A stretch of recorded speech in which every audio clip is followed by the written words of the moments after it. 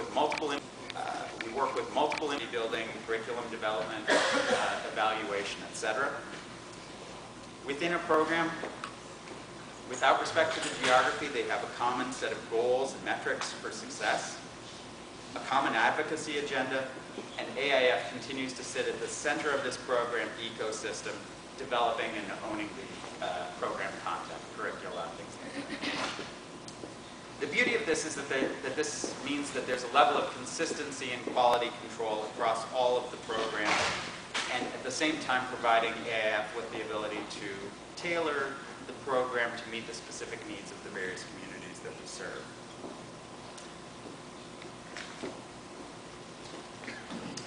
So we made this shift for a number of reasons. The first is that we were actually already doing this anyways. We just hadn't called it that yet. In fact, we were already doing far more than your sort of typical grant-making organization in terms of hand-holding, program development, program design, evaluation, etc., with our grant partners.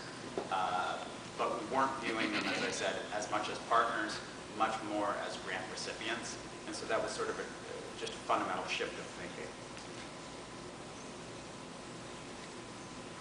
The second reason is that as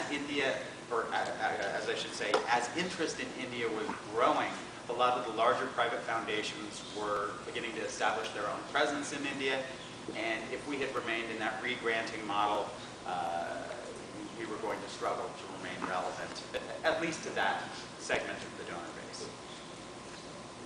So as we made this transition, we continued to focus on the three pillar areas within each. However, we looked at the various programs or investments that we had made over the previous years, and we identified which of those had the greatest impact, cost efficiency, and most importantly, opportunities for scale. We identified 5 programs, which we now refer to as our signature programs, and decided to take those to the next level and began to phase out of some of the areas that we were previously involved in. So as I said, education, public health, and livelihoods. I'm going to start with education. Perhaps the program, at least here in the Silicon Valley, that AIF is most well known for is our digital equalizer program. I mentioned before that AIF has, since day one, implemented 2 of our own programs, and this is one of them. Digital Equalizer is a computer-aided learning program that bridges the educational and digital divide in India, preparing children in government schools to compete in the global economy. We target kids in 6th standard and above, really 6 to 10th standard, and provide computer and internet education to both teachers and students in the schools to help them, and then also work with them to implement sort of more creative pedagogic approaches such as project-based learning.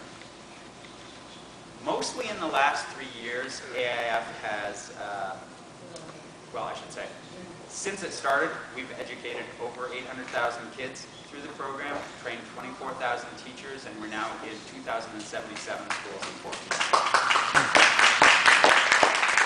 Most of that is in the last 3 to 4 years. The program operates in 2 manners. We started with, actually, this is kind of an interesting story. This is a perfect example of how a program evolves over time and becomes more effective. We started with what we refer to as our full service model, where AIF funds and implements a DE center in its entirety.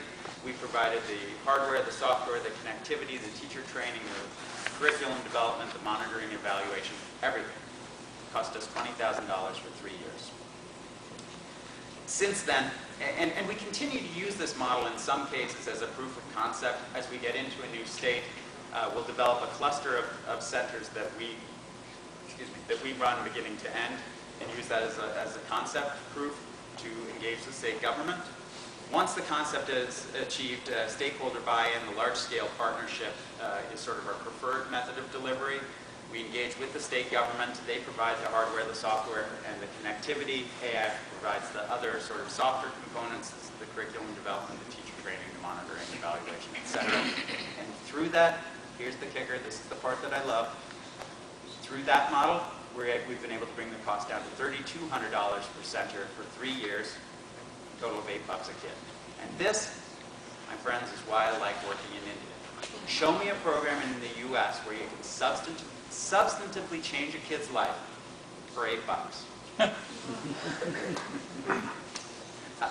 We're really proud of some of the partnerships that we have in the DE program. We've been working with iconic technology companies here in the Valley, companies like, well, the first one of course I chose isn't in the Valley, but Dell,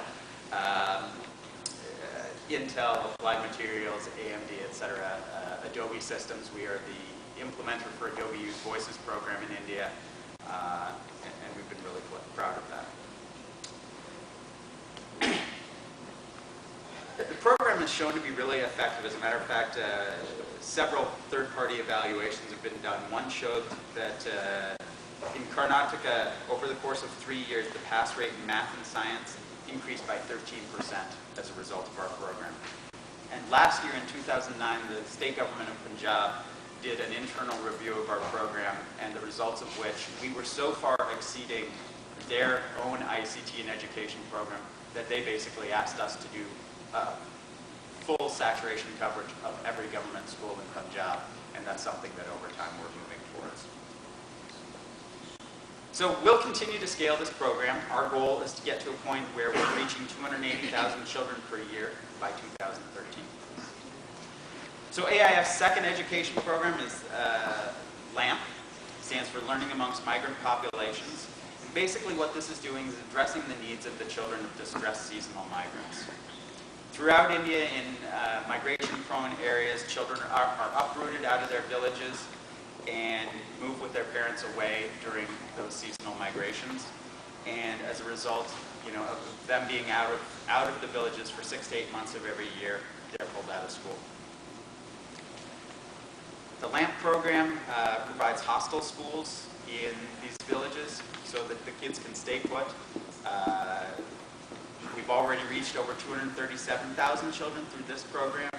It's active in Gujarat, Maharashtra, Orissa, Bihar, and we've concluded programs in Delhi NCR, Rajasthan, Karnataka, AP, and West Bengal. It used to be, so we'll just speed this up. So in addition to providing the education in the villages, we also provide, as you mentioned before, in our case, 2,200 calorie a day diet for the kids, as well as access to medical assistance. Second area of focus for AIF is in livelihood creation. One of my frustrations is that in the last several years, this whole discussion of livelihoods has been somewhat hijacked by, or I shouldn't say hijacked, that's probably the wrong way to put it, dominated by discussions of microcredit.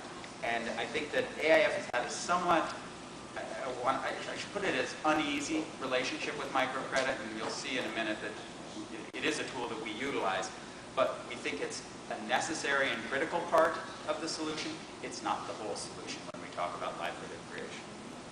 We have 2 signature programs within our livelihood track. MUST is the first, and second is our Rickshaw Sung program. MUST stands for Market-Aligned Skills Training. There are 9 million new entry-level jobs created each year in India. Entry-level formal sector jobs created in India. The MUST program is a 300-hour training program through which we work with urban youth to, well actually, let me take a step back.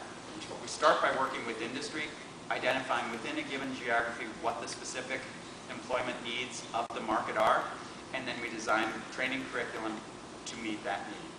We then outreach to the community, bring in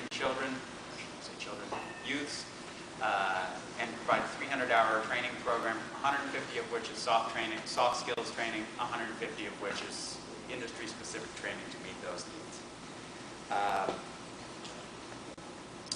The program currently operates